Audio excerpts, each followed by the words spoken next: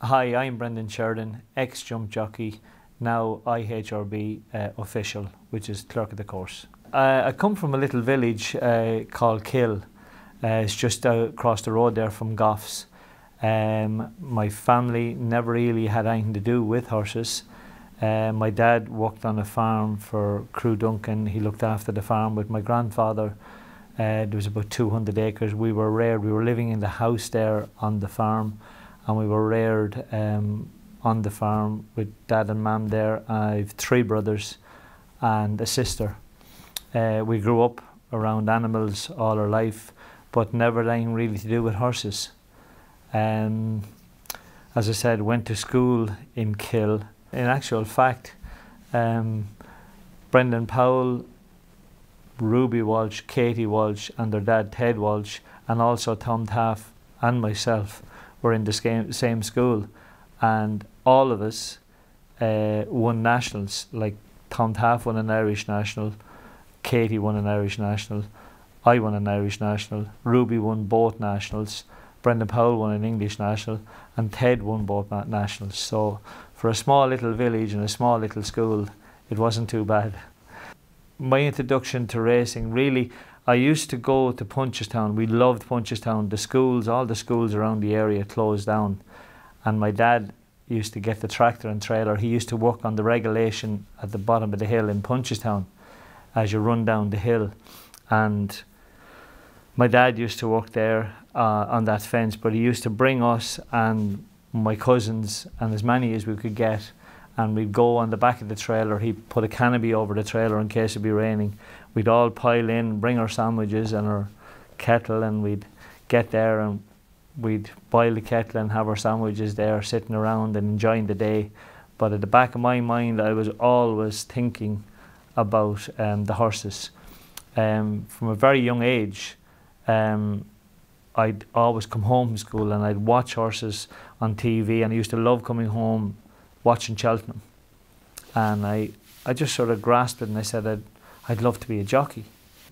Coming home from school, Mr. Walsh's place, which is Ted's dad, was there across from Goffs. It was a little bit off the beaten track on the way home, and when we'd be walking home from school, there was a pony in the field, and I said, someday I'm going to go in and ask Mr. Walsh, can I ride the pony?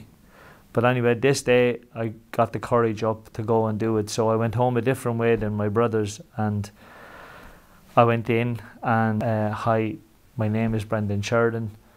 I live about 2 miles from here, and I was just wondering, could I ride the pony in the paddock? And he said to me, he said, now, first thing he said, does your parents know you're here? And I said, no. I said, I'm on the way home from school, but I'd love to ride the pony. And being the man that he was, a very nice man, he said, look, he said, you go home and you tell your parents that you've been in here, and if your parents want to bring you down on Saturday, you can ride the pony, but I can't let you ride the pony now. So anyway, make long story short, went home, ran home, because what he was after telling me, that I could come back and ride the pony. And anyway, that's how it all started. And the same day I can still remember getting up on the pony, never near a pony before. I had a lot to do with animals, cattle, sheep and that growing up, all that sort of stuff, but nothing to do with horses or ponies or anything. But I must have fell off 25 times that day. I can still remember it. But every time I fell off, I'd get back up. I'd fall off again, he'd step sideways, I'd fall off. I was never on a pony before. But anyway, I got the bug then. Every day after school, I went to Walsh's on the way home. Every day, as much time as I could get, I was there. And that led back to where I was talking about Punchestown and going with my father and the lads. I used to be at the bottom of the hill, and there's a fence on top of the hill. It's gas how things change. I used to be hoping and praying that some of the horses would fall so I could catch them.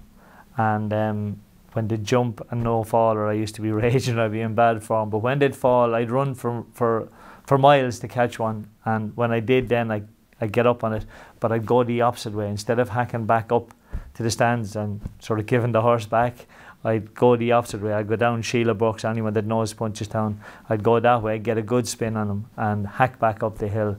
But I used to love doing that. But then the wheels turned when I was a professional myself. The falls were the last thing you wanted to happen. But look, that was my early days. Then I went to school in Kill, and then I went to the vocational school in Naas, and I done a couple of years in there. But I remember I was in school, and any day I'd be off, I'd be in Walsh's. Anytime I could get off, I was in Walsh's. But I remember one teacher, Mr. Begley, he was an Irish teacher, and he said to me one day, he said, Mr. Sheridan, he says, where were you yesterday? And I said, I was helping Mr. Walsh, sir. And he said, will Mr. Walsh help you with your exams? And I replied to him, sir, I won't be here to do my exams. And I think it was 2 years. Probably not the right thing to do, but it worked out for me. School nowadays is very important. But look, that's what happened with me. My brother Toby, the rest of the family really had nothing to do with horses. My brother Toby, he started in Walsh's with me, I'd say 2 or 3 years after I started. And he actually rode a few Point of Points. He rode, he had a couple of places in Point of Points. Never rode a winner, but he often laughs that he was placed on a horse belonged to Frank O'Donnell, and Michael O'Donoghue was involved in it as well. So he often slags Michael over that. But look, he was the only one. He got a bit heavy then, and he sort of gave it up. But he was the only one in the family that was involved in racing other than myself.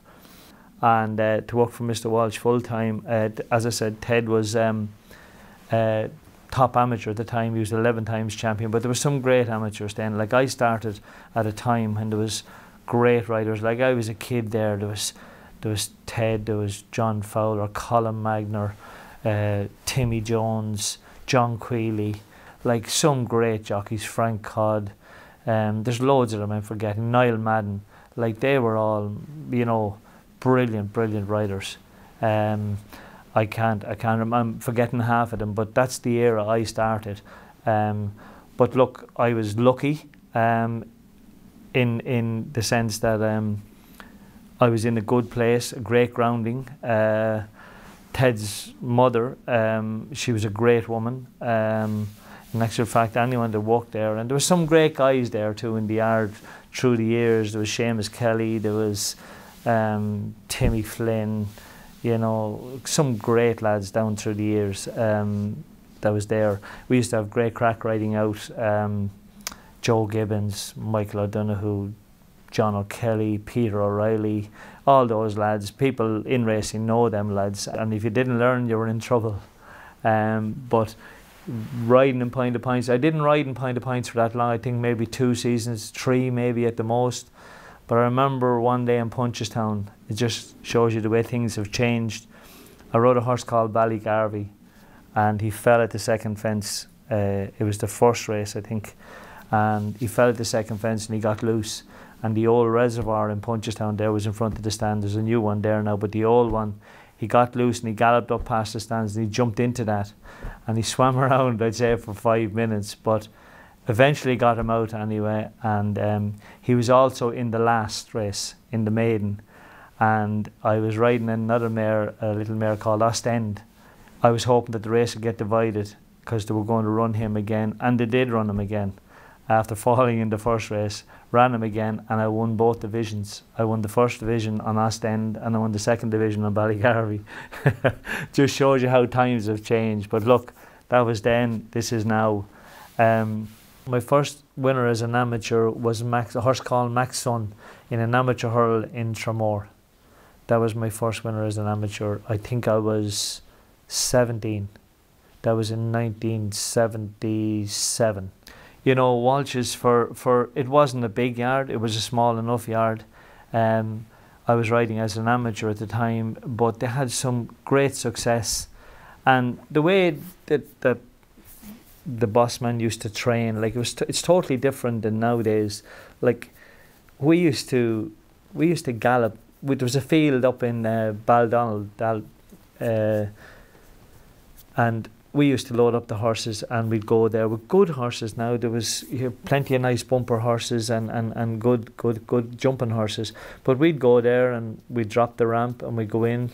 There'd be maybe we'd bring the lorry with 4 or 5, and then we'd bring a 2-box behind. There might be 6 or 7 of us there, but we would walk around there in a stubble field, and it'd be pretty deep, and we'd work to the best horse.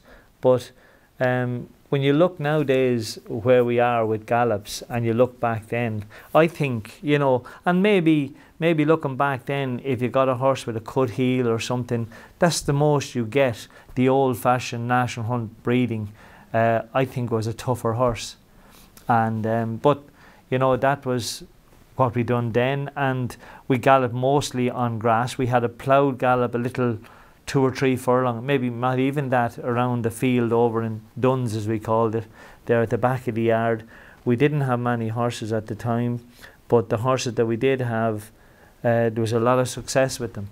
You know, we're going back a long time now. There was some great horses there, like Ballyrichard again, and Shamunde and Shurio and Great Mare, and you know, there's loads of a horse called No Hill. He was a very, very good horse. If I rode out my claim, I rode for all those top trainers, and I lost my claim quick enough.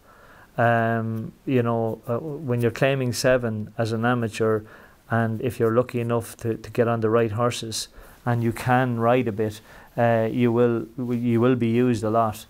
And I was riding for all those top people, Padge Berries and all those men that were you know, big into racing at the time. It was always in the back of my mind that I was going to turn professional. I just loved the game so much, and I was guided by Ted and his dad when I would do it. I think actually about 6 months, I was mad to turn professional, and I remember the boss said to me, he said, look, he said, you need to just sit for another while. You just give it another 6 months, and then you can turn, and away you go. And he was right. And then turn professional, and you just ride away and hope that you stay sound and that you get lucky. The game, the way it is now and the way it was then, it's a little bit different now, because if you're not sort of, I think now, if you're seen to be pretty good, you'll get your chance. I think back then you were given a bit more of a chance, if you know what I'm trying to say. Like it's if you could ride, you didn't have to be a brilliant rider, but you got chances. But you got to be able to take them when you get them. I turned professional then in 1979, and my first winner was Blue Rhythm. I won on her in Wexford. Ex-commentator Desi Scal, he rode her in a charity race in Leopardstown, I think 3 or 4 days, and he always maintains that he set her up for me for my first winner. Desi's a very close friend of mine, great man, great commentator, but he done a good job that day anyway for me. And in racing, you need some breaks, you need things to happen for you, and if you're fortunate enough to be in the right place at the right time, like I was one morning in Punchestown, the following day at the racetracks that have a schooling day, or you'd be able to come in and school if there was a few decent races coming up, you could school the horses that would be going to run in, you know, other big meetings or whatever. So I was there riding I was actually riding for the boss. Tommy Carmody was first jockey to Dermot Weld, and he was riding all these jumpers. He was first jockey to John Mulhern, and he was a bit late getting back, finishing up with John Mulhern, and Dermot Weld was waiting on him, and I was finished, and for some unknown reason Tommy was late anyway, so Dermot Weld said to me, would I sit up on this horse? The name of the horse was Son of Ivor, and I actually wrote a couple of bits of schooling for him that morning. But look, he said to me, look, he's in Ballinrobe next week, we're going to give him a run there in a novice chase, so if you're available you can ride him. So anyway, to make a long story short, I rode him and he won. And again, getting back the right place, the right time, I ended up riding all Dermot Weld's jumpers. It's just one of those things in the game that does happen. If you're lucky enough to be in the right place, things will happen. I was fortunate enough that Dermot Weld at the time, he had a lot of jumpers, a lot of good horses, ex-flat horses, and some national hunt horses as well. But that's how I got into Dermot Wells, and I ended up riding first jockey for him for a lot of years. I won his first Galway plate. I rode his first winner in Cheltenham for him, which was a horse called Rare Holiday in the Daily Express Triumph Hurl. It was all phone calls, and Lord of mercy on my dad. It was all phone calls then, there was no agents, and Lord of mercy on my dad. He loved racing, and he loved watching me and all the lads, all the family, in whatever sport or whatever they done. He was proud of us all. But he used to be answering the phone, the old phone at home, the old black phone, and I'd take down numbers and I'd just write them on a piece of paper. And he was forever giving out to me. He was saying, there's a number, you have to ring that man. And I'd come in and I'd ring him and I'd lose the number. And I'd be on, he used to go mad because I was writing bits and numbers on everything and not keeping track of where they were or who they were. And he'd be taking the calls, and we had more arguments and rows over that. But eventually he got me this sort of a notebook. And I remember him to this day, and he's saying to me, now every call or every trainer or every person in racing that wants you write their name and number down behind that. But yeah, no, he was, himself and Mam used to be always at me over, compared to my older brother was a bit more set in these ways, and he'd be sort of doing everything sort of tidy. I was, you know, here's me head, you know the rest. But look, I was fortunate enough too with the parents that I had. Even two of my best friends now, John Banahan and Ken Morgan, like we're still very, very close. Go on holidays together, we meet regularly. They're two great lads, and we stay very, very close, and they were two good jockeys as well. They rode. John is he maintains he's a good bit younger than me and Ken, but we do believe him. But no, he rode plenty of big winners too, and so did Ken. In every weigh room there was the same bunch of guys. Like where I used to sit in Punchestown, like inside the door, there was Powler, there was myself, there was Mickey Flynn. Then I remember Conor, a bit younger than us, Conor O'Dwyer. He came along and he was sitting along with us. And then all down along the way, Kevin O'Brien, you know, all lads that were household names at the time, and some people nowadays mightn't remember us, but we were a good bunch of lads, and we were very Niall Madden, all those lads were there at the time. Pat Healy now, the photographer, he calls me his older brother. We're very close. How I came to know Pat was his dad used to work at the race meets, as you know, also as a photographer, and my dad worked in Naas and Punchestown, and he got chatting to my dad, and long story short, Pat's dad used to stay with us. That's how he used to, when he'd be up for Naas or Punchestown, he used to end up staying with Dad and Mam, and that's how I got to know Pat. Pat's very close, a great fella, great character, great photographer, and you know, great family.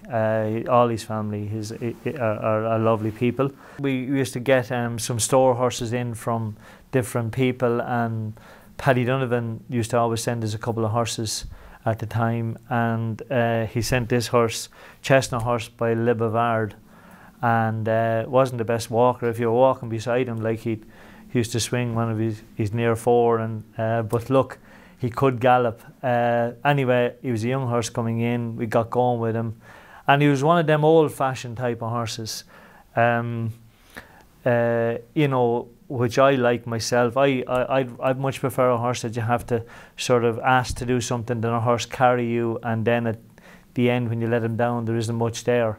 But he ended up being a very, very good horse.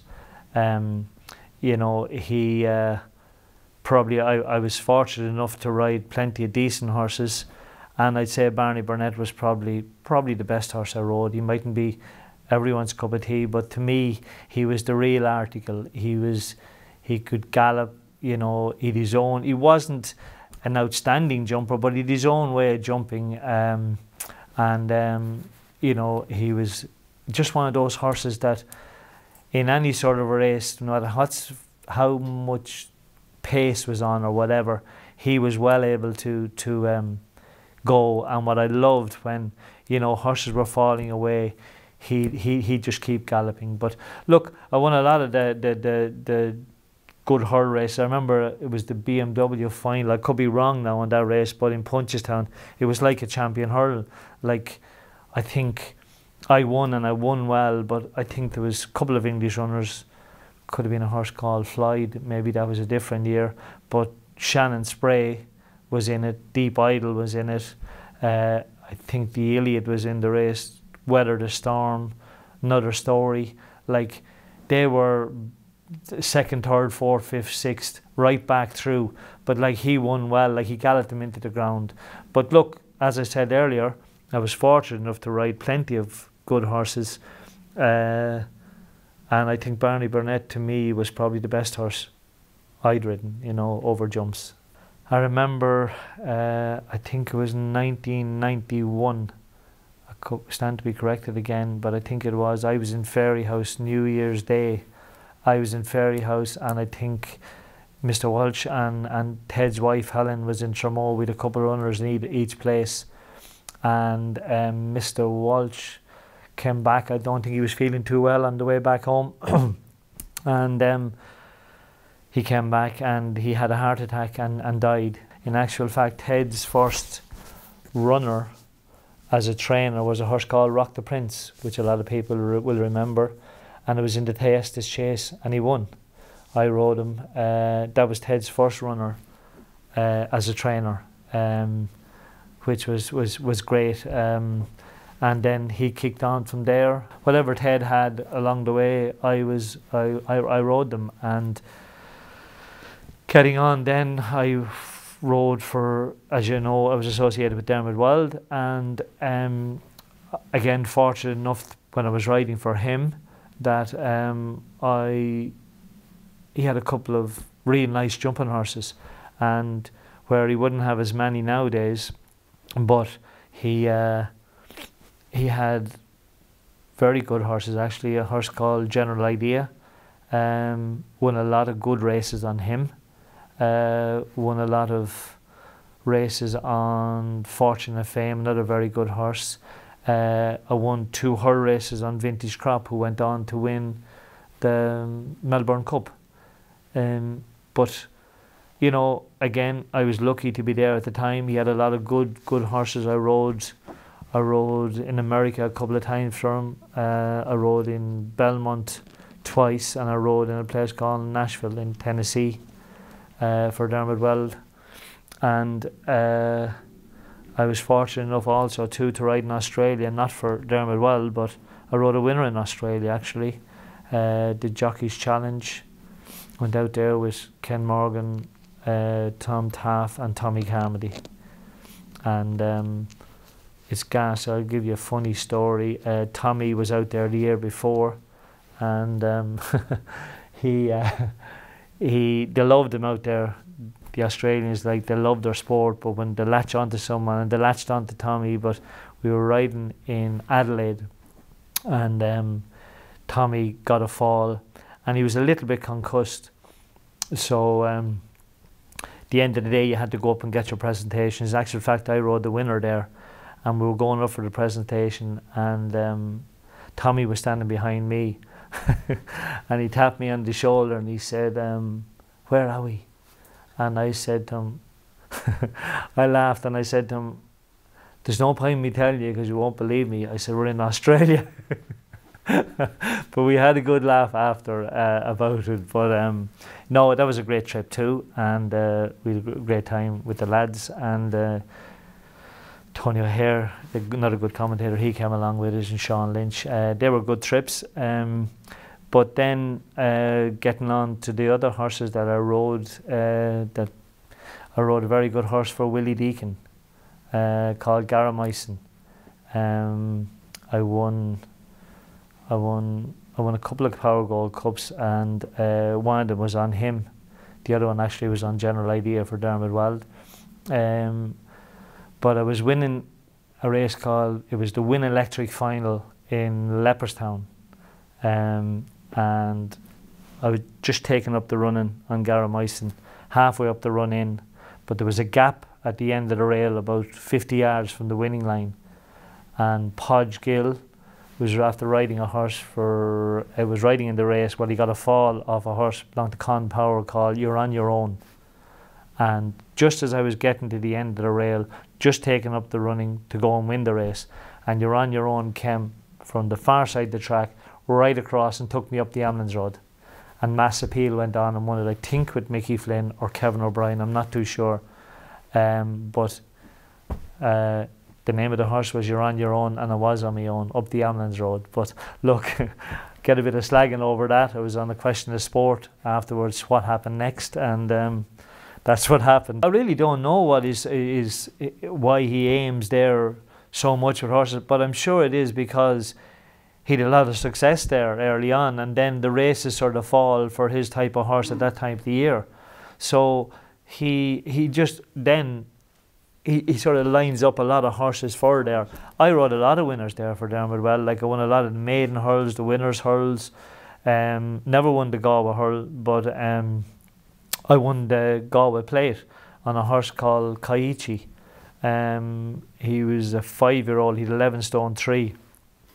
I think I beat a horse of Dick Nevins, Belsier, or no, Sly Guff. Well, there was Belsier, Sly Guff, and a horse of Jason Titley rode it anyway. They were second or third, I'm not sure. But no, he was a tough little horse. Kaiichi won a few hurl races and was a 4-year-old.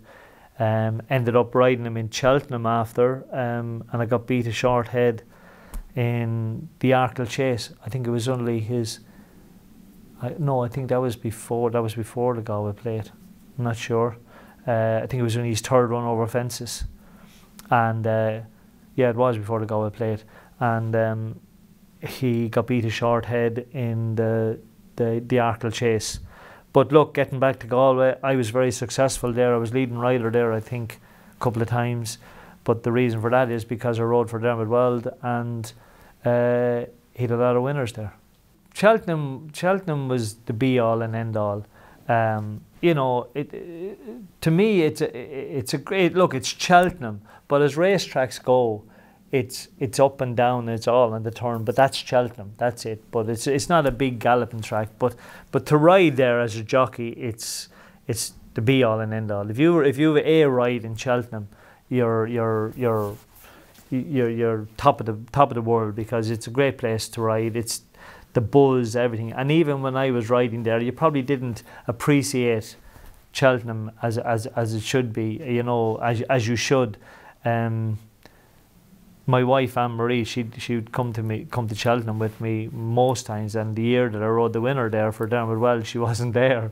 You know, we always laugh over that. But look, the year I won the Daily Express, there was 25 runners. I think we were 8 minutes at the start trying to line up. We were in a line. The start took for ages. There was horses getting kicked and back and out, and everyone wanted to make the run. And in Cheltenham, everyone wants to get away, get a posse, and everyone was the line. The 25 of us was across a line, in a line across the track.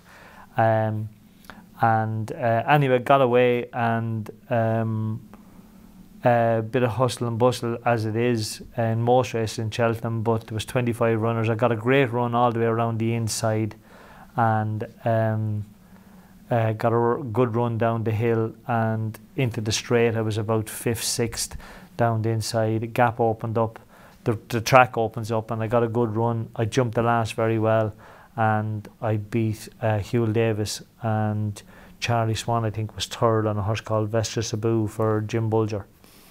But it was unbelievable. And I remember we were staying actually in a house, a friend of ours, and Mickey Flynn and myself, we were going down in the car with Desi Scal, and I forget who else was with us, but we were, you know, acting DJ, like punching the air, like we could see Cheltenham, we were coming down off Cleve Hill that side, and, you know, we were practicing punching there when we were going to ride the winner, and, you know, acting DJ. Actually, Mickey, I think, was second on a horse of Homer Scott's, and I was fortunate enough to win the Daily Express. Look, it's a wonderful place to be involved in for a start, and then to be lucky enough to ride a winner there and ride back in, it's something you dream of. Perris Valley, it was a great day. It's every jockey's dream to win an Irish National. It's the biggest race in the Irish calendar, and I was fortunate enough to ride Perris Valley. He 10 stone. Again, they went an unbelievable gallop. Conor made the running on a horse called Captain Badnack. We still have a laugh over it. The race won everywhere, bar on the line. Conor, great jockey, great man to go, and he did go a good gallop. But my horse just stayed on. It looked like I was going to be maybe 4th or 5th at best, jumping the 3rd last. But he just kept galloping. They kept coming back to me slowly, and I pulled wide down the straight, down the stand side, and Conor, I was getting to Conor all the way, and I was hoping I'd get a good jump at the last, which I did. I don't think Conor jumped it that well. Anyway, on the run in, I just collared him, and we do have a laugh after it, even though Conor doesn't laugh as much as I do. But look, it was a great day. Everyone's dream to win an Irish National. And I was actually, I think it was the year after Desert Orchid won it, or maybe 2 years after, probably the year after. I was actually second on Barney Burnett, and everyone was saying, oh, wasn't it great that Desert Orchid stood up? I didn't think so. You don't like seeing anyone falling or anyone getting hurt, but if Desert Orchid fell that day, I would have won my 2nd national. But look, he didn't, and he was a great horse, and I was lucky enough to win one. I rode a very good horse for Paddy Osborne called Deep Idol. I won the Irish champion hurl on him. In actual fact, that was on a Saturday, and on the Thursday in Clonmel I got a fall and I broke my ankle, and I didn't tell anyone. I was able to put it down, but it was swelling up pretty quick. But I wanted to ride Deep Idol. When you get on a horse like him, you want to stay on him as long as you can. So I remember, anyway, I got back home. Our doctor, Fred Kenny, strapped me up and looked after me, and I remember I had to get a bigger boot. The pain wasn't as bad as I thought when I won, you know, but it takes away the pain when you win a race like that, and I was fortunate enough that he did win. I beat Barnbrook again. I think Simon Sherwood rode Barnbrook again, and I was laid up for a little while after winning the race, but at least I won the Irish Champion Hurl on Deep Idol. I rode an English National a couple of times. I remember going over to ride Rock the Prince, and I got a fall on the Friday off a horse called Pheromone for Edward O'Grady, and I broke my wrist, so I didn't get to ride him. I think Charlie Swan rode him, but I rode Perris Valley. He ran in it, and the fences then were bigger fences, and I'm not being a big brave jockey here, but they were a bigger fence then, and there was, you know, they took a bit of jumping, but look, horses took to them or they didn't. Perris Valley didn't. He went down to the 3rd fence, which was an open ditch, and he sort of stood out a little bit, and he landed on the top of it, and he lost his confidence. Mine wasn't great after it either, so we went along anyway. I think I pulled him up at Valentine's Brook, I think the second time, no, the first time I think, and he just didn't take to it at all. The other time I had a good ride on Laura's Bow for Frank Berry. JP owned them, and it was the year I think there was only 4 finishers, and I was having a great spin off him, and he just over jumped a little bit at Beechers and knuckled on landing and fell, and you know, it was one of the days I said to myself, oh my God, I had a chance here of winning a big race like the National, because he was travelling very well. And I think I'm 99.9% sure there was only 4 finishers that year. I think Liam Cusack was either 3rd or 4th on Ebony Jane for Francis Flood. You know, Aintree is different. It's nowadays the fences are different, and you know, it's trying to keep everyone safe in the game now is the main priority. And look, everyone is doing everything they can. The fences were bigger then. Now they are smaller fences, and but you could also say they're going a bit faster now than they used to then. But look, it's all to do with health and safety and keeping everyone safe, and that's our main priority now in every aspect of the game. So look, Aintree is a great place. There'll always be someone that will be able to say that they've won an English National, the best race in the world. I rode for 3 English trainers, which was Michael Dickinson, Nicky Henderson and Ferdy Murphy, and all 3 of them won. Only rode for them once. I rode a winner for Nicky Henderson on the first Sunday in Cheltenham, the first Sunday racing in England, which was Cheltenham as far as I can remember. And I rode a horse, oh, his name escapes me now, but anyway, he won. And then I went over to ride for Arthur Moore. Tom Taft got injured on the Friday. The horse had 10 stone 4. I think it was the black and white chase at the time. I think young Waterloo Boy beat young Snugfit. I rode good for a laugh because Tom got injured on the Friday. I remember it was 10 stone 7 stripped, and the horse had 10-4, and Arthur rang me Friday evening to ride the following day. So I went over. I said I would. Went over, and I was in the sauna having a sweat, and I was going grand. And then Ferdy Murphy stuck his head in the door and he said, look, will you ride one? That his rider was after getting injured, and the horse was Cuddydale. Very good horse for Jeff Hubbard. And I rode him, and he won, I think he won 10 or 15 lengths. So that was my association with English trainers. 3 rides, 3 winners. I'll tell you how I came to get involved with Frank. Again, going back the years when we were down in Killarney, we used to stay in a hotel called the Three Lakes. And as I said, we always used to travel together, the Desi Scal, you know, Mickey Flynn, Tommy Carmody, always in groups, and great bunch of people. And we were down there, and I was going to the sauna, but I wanted to ride. There was an evening meeting in Naas on the Wednesday. I was in Killarney on the Monday and Tuesday. And on the Monday night, I was riding a horse called Will You Stop for Mick Ahern on the Tuesday in Killarney, but I thought he'd win, so I wanted to ride him. Or sorry, on the Wednesday in Killarney, but it was clashing with Naas that evening. So Desi said to me, he said, do you know who might be coming down to Killarney? Frank Dunn, and he travels by chopper. And I said, yes. I said, how am I supposed to contact Frank Dunn? So he said, sure, what have you to lose? So I went up to the reception in the hotel, looked up Hamwood Stud, Frank Dunn's, and I picked up the phone and I rang and got his secretary. And I said, could I speak to Mr. Dunn, please, Brendan Sheridan here? And he said, he's busy at the moment, and what does it involve? And I said, look, I'm chancing my arm here, and but is he going to Killarney, do you know?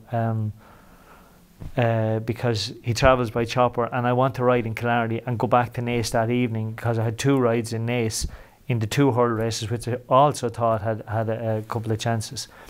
So anyway, she said, look, I will pass on your message, and that's all she could do. So I said, that's the end of that. So I went on to the sauna anyway, and came back up, and the girl behind the reception said, there's a message here for you to ring Mr. Dunn. And so So I rang him and I had a good chat with him, lovely man. And he said, look, Brendan, unfortunately I can't fit you in. We only have the 3-seater. And I think it was Niall Byrne and Peter Curling was travelling with him. Niall was riding for him at the time. So anyway, that was grand. So that was the end of that. So anyway, I went up to the room to change to get ready to go to racing. And as I was coming back out, the phone rang behind the reception and the girl said, Brendan Sheridan. And I said, yeah, there's a man here wants to talk to you. So it was Mr. Dunn again, Frank Dunn. And he said, listen, I'm bringing down a 5-seater. You can jump in. So that was fine. I couldn't believe it. So I contacted everyone I needed to contact. And Desi Scal stayed with us. Richard Hughes and myself and Des Scal shared the one room. And Desi brought my car back up the next morning. He went back up to Naas for the Wednesday, and I stayed to ride Will You Stop in the first race. Frank Dunn had a runner in the second race. I got beat on Will You Stop, I think about a half a length. So Frank Dunn won the second race, but we were supposed to leave straight after it to get back so I could ride the 2 in Naas, but wasn't there an inquiry? Anyway, I think, to make a long story short, I think Frank could have lost the race. Anyway, we were half an hour later leaving Killarney than we should have been. So anyway, got up to Naas, landed at the winning post. Des Scal, fair play to him, had the colours waiting on me, saddle ready. I was in my gear from Killarney, and I rode the first Hull race. I rode a winner for Mark Roper called Kinky Lady, believe it or not. And I went out in the second race and I rode a winner for the boss, horse called My Ross. So it paid off for me. I had 2 winners and I had a second in Killarney. But Frank Dunn, thankfully, won the race, the 4th race in Naas. So he won a race in Killarney, he lost it, but he won a race in Naas also. So it was a great day all around. But that's how I met Frank Dunn, got associated with him. I was associated with him for about 15 years. Great man. I met some wonderful people through him, travelled a lot for him and with him. And I seen a different side of things, a side of things that I never seen, that I wouldn't have seen unless I joined him, was the breeding side of things, the stud side of things. Went to a lot of sales for him, you know, was involved that way, looking at how that side of the job works. And it was a great experience and great people. It was a great track. I rode there a couple of flat races, nothing much on the flat, but I think I rode over Hurls there, I did.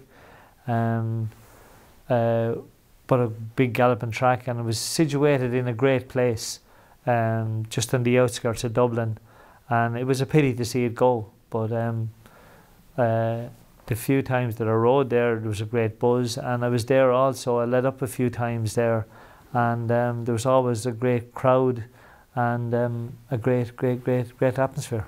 Ted and his wife Helen, you know, Helen was a great woman too, very good to me up through my career, and Ted's mother, also Helen, Mrs. Walsh, she was a great lady. She was a great woman to feed you. We used to, everyone in the yard, everyone, farrier, everyone, whoever was there, every morning at 10 o'clock we'd go down for the tea, and we'd have some tea and toast and whatever was going. And that evening at 4 o'clock, we used to really look forward to it. She'd have some lovely buns. She was a good woman to cook as well, and some lovely dinners. She was a great woman down through the years to me. Sure, everyone knows where Ruby ended up, but like from a very young age there, when we were there, he was riding ponies, as they all were, and sure, he was just a natural young man to ride. And look, he ended up being a very, very good jockey, and I seen some great jockeys. I rode with some great jockeys. To me, I didn't think there'd ever be another jockey that would be better than Richard Dunwoody. I thought he was a wonderful jockey. you know, throughout the country, over a fence, in a finish. Like he was a great man, Richard Dunwoody. But when this fella came along, to me anyway, Ruby, in my eyes, ended up, you know, being as good a jockey as you will ever see. The biggest break was probably my thigh. I still have a plate and 13 screws in my left thigh. That was the biggest break. But look, like any jockey, I broke collarbones 5 or 6 times, both sides. I broke my nose, as you can see, a number of times. I broke my jaws, cut the main nerve in the side of my head, fractured ribs, broke my wrists. You know, umpteen times, you know. But in the game, you know, that's what happens. But the biggest break, in actual fact, one of the hardest falls I got was probably in a flat race on firm ground in Roscommon. Didn't ride in many flat races, but I clipped heels turning in. Forget the horse I was riding now, but I remember waking up, I think I was out for a good while, and I was so sore. I didn't break anything, but it was one of those falls that you remember for a few days that you got the fall, you know. I got a fall one day. I remember going to Mallow, riding a horse called Mr. Rapmore for Mark Roper. And there was only 4 runners in the race, and it was after lashing rain, and the ground was fast. There was no watering then, and the ground was fast. And down to the first fence, he went to prop, and he slid into the fence and fell. But a horse behind me stood on the side of my face, and he cut the main nerve in the side of my head, and I ended up in Stevens Hospital for I think 4 or 5 weeks. But I remember for a whole year I had to put a plaster on my eye, so my eye wouldn't dry up, because this half of my face didn't move. So thank God it came back with a lot of physio and everything else. But look, that's part of the game. That's what you're in it. You don't notice those things. You don't think of those things. It's like any sport. It's much harder to watch than it is do it. And I rode my last winner in Tramore as a professional for Vivian Kennedy, great friend of mine, Vivian. I think I rode for about 20 years. I rode a horse for Vivian called Kefren. In Tramore. So I rode my first winner. I rode just over 500 winners in total between as amateur and professional. Rode my last winner in Tramore in '95, and in actual fact, I'll give you a laugh, because I applied for a job. I was 35, and I applied for a job. It was advertised in the Tough Club at the time, which is the IHRB now, where I work now. And I applied for the job, and I went for the first interview and passed it, and I got called back again. So went again, I got through the second one. Anyway, I got the job. I was fortunate enough to get the job. A good friend of mine, Paul Hensey, actually went for the job at the same time. We started in the Tough Club at the time. Both of us together, and we're still very close. Very good friend of mine as well, Paul. I said to myself, I'd love to go out on a winner. So I remember Jamie, my son, and Gillian. They were young at the time, and I said, we're going racing today. And in the beginning, it was great for them, the novelty of going racing. It was great, because if I ride a winner today, now I'll call it a day. Of course, didn't ride a winner. So anyway, this went on for another week or 10 days, and we went again and didn't ride a winner. So anyway, it went on and on and on. And I remember going out the door with Jamie one day. It was actually the day I did ride the winner, and he looked up at me and he says, Dad, what happens if you don't ride a winner? Do we have to keep doing this? And I said, no son, you don't. So anyway, I was fortunate enough that day I rode a winner, and they were there. Anne-Marie, Gillian and Jamie were there on the day, which was great for me, that they were there in Tramore. So Tramore, not everyone's cup of tea, but it was very lucky for me. So I then gave it a couple of weeks, and I went on a bit of a holiday with the kids and Anne-Marie, and I started in the Turf Club then, which is the IHRB now, in later on that year, and I'm there ever since. And I'm clerk of the course is my main role. I'm clerk of the course in Punchestown, Naas, the Curragh, Fairyhouse. I get on really well with them all, with Richie in Punchestown, Eamon in Naas, Eamon McAvoy in Naas, Peter Owen, Fairyhouse, Brian Kavanagh, you know, all those people. I get on great with those. And to me, the unsung heroes of the job we do are the ground staff, like, you know, what the work they do in preparing tracks. And, you know, you'll race on a day and, you know, you walk away, and when you realise and see what them men have to do to prepare for the next day, they're and, you know, it's to work with them people and everyone go the one way and sing off the one hymn sheet.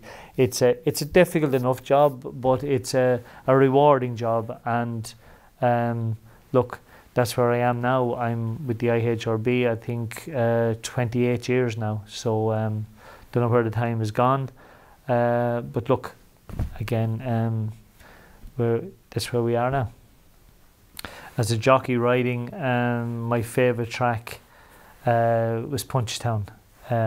Love Punchestown, probably because I'm going there from a very young age, but I think Punchestown is a great test of a horse and a rider. It's a big galloping track, good tough pull there from a half a mile out, but I used to love riding Punchestown.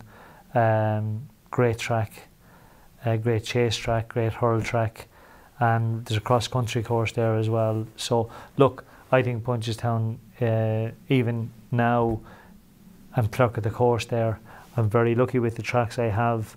Punchestown is a great track, but Naas is also, actual fact, from where I'm sitting now to my right, Punchestown is probably 5 minutes away, and Naas is probably 5 or 6 minutes away to my left. So I'm very lucky. I'm clerk of the course on both of them, but both them tracks, Naas it's a great track, great galloping track. Then the Curragh, Aidan O'Brien, I look after that as well. Aidan O'Brien has said it publicly, like, that it's the best turf track in the world. Very fair track, big galloping track. And then I also have Fairyhouse, which is a great track too. You know, I was very lucky there as a jockey, and it's a great track, big galloping track as well. You know, probably not as tough as Punchestown, but it's a big galloping track. And then I also have Laytown, believe it or not. It's only a one day, but there's more work goes into Laytown in one day than it would 5 days somewhere else. You know, you have to go there, a great team of people that help on the day from Fairyhouse, from Punchestown, from Navan, from Bellierstown, everywhere around. It takes a bit of setting up, but with that team of people, we always get there, and it's a great day. A great day. So look, that's where I am now, and that's what I do. Growing up, played a lot of sport, played a lot of football, played a lot of hurling. I loved hurling when I was young. I remember I was training one night, and the boss, I came back with a broken finger, and the boss asked me what happened to me, and I said I broke my finger playing hurling, and he said to me, "Now, Bryn," he says, "it's either one or the other. You want to ride horses or play hurling." And thank God I took riding horses. How right he was. But no, I love all sport. I love GAA. I love, you know, the hurling, the football. I'm a big Liverpool fan. Huge Liverpool fan. My son Jamie, from a very young age, was followed Liverpool, and he got me following it. But yes, big Liverpool fan. And I love the rugby. Love the rugby. I think it's a great game. I love watching rugby. I love going to rugby. I go to a few of the internationals. Again, go to a few of the soccer matches at Anfield. But yeah, play a little bit of golf. Wouldn't be great at golf. Play a little bit. But look, I've plenty to do. I really don't know. Like, it's I'm happy at the moment. Very lucky.